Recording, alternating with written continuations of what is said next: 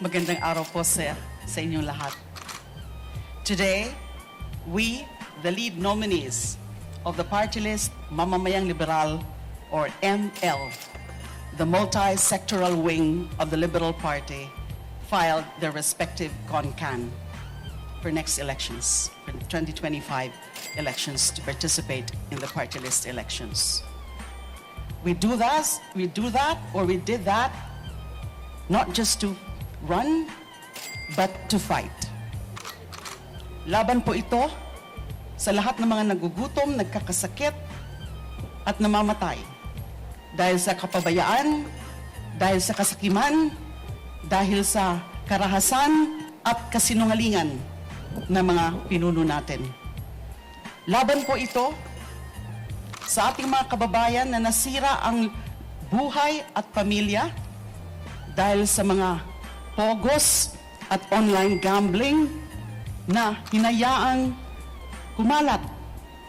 magkalat dahil sa pabaya at pakikipang kontsabahan ng ating liderato.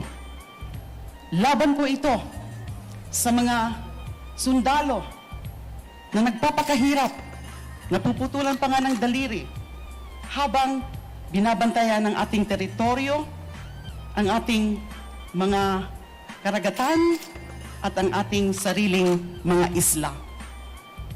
Kinulong po ako nila for 2,454 days. Sinira ang aking pangalan,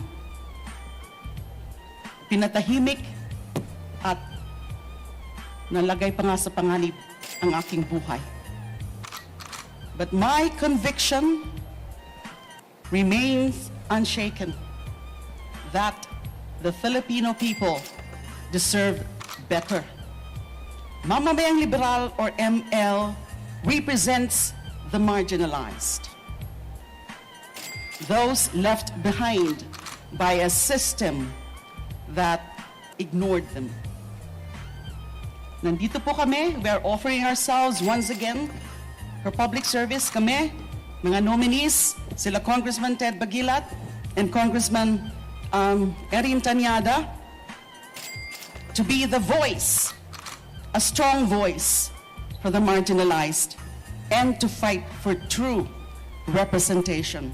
Hindi po kami aatras, hindi kami susuko, mananatili po kaming tapat sa Pilipino at patuloy po namin ipaglalaban ng isang gobyerno na pagkakatiwalaan ng ating mga kababayan. Maraming salamat po. Mabuhay ang ML, mabuhay ang Pilipinas.